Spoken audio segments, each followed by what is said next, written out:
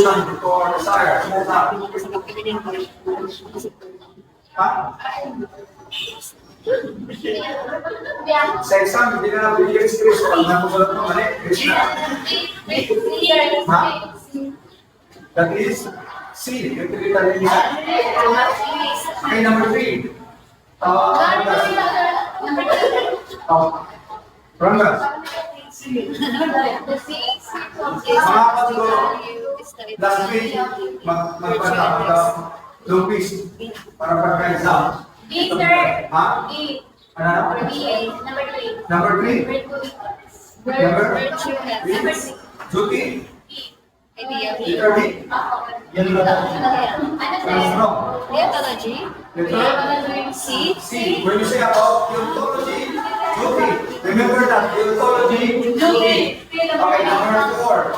Sige, Kilin.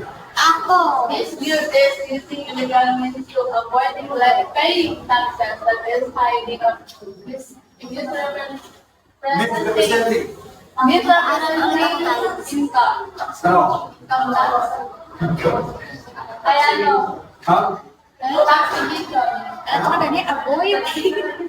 Ano ba ang answer mo pa? Namang chance Tax kasi. avoidance. No? That kung mga ka illegal, that is evasion. Kung mga ka illegal, that is avoidance. Okay? Number 5. Ako sir. Sige, Glam. Glam. Palapit lang. It is a legitimate minimizing of taxes and maximize tax income using methods included in the tax code. Letter A. Tax avoidance. Sige, yung pabilis na lang, ganun pag-answer.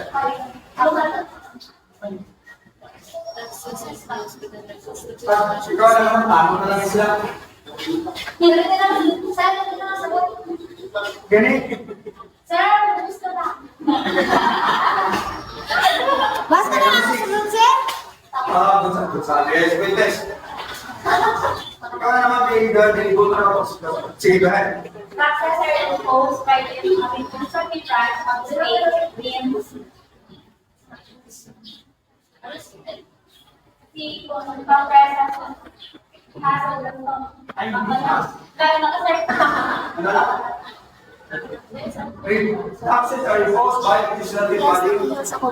That state means what? Letter C. Because Congress violates of government laws and taxation. 7. Sige, Juan. Yun yung balita.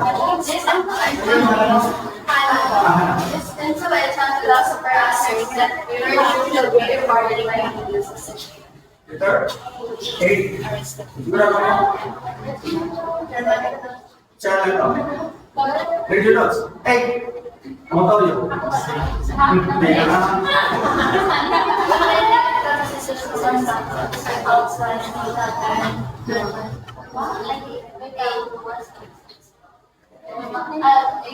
Eight.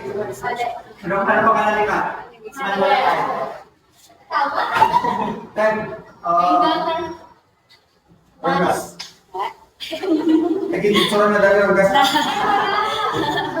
Sini mo. Okay, well, 10.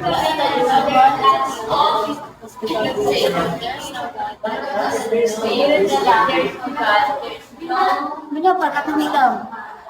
There's no God, there's no. Susugaw ka ba?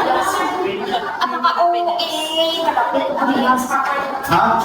Pati sa Hindi ka may gusto sa There's no God, there's no. What is the right answer? No. Anong subject kayo natin? Speak about? Morality na sir. If there's no God, there's no. Morality.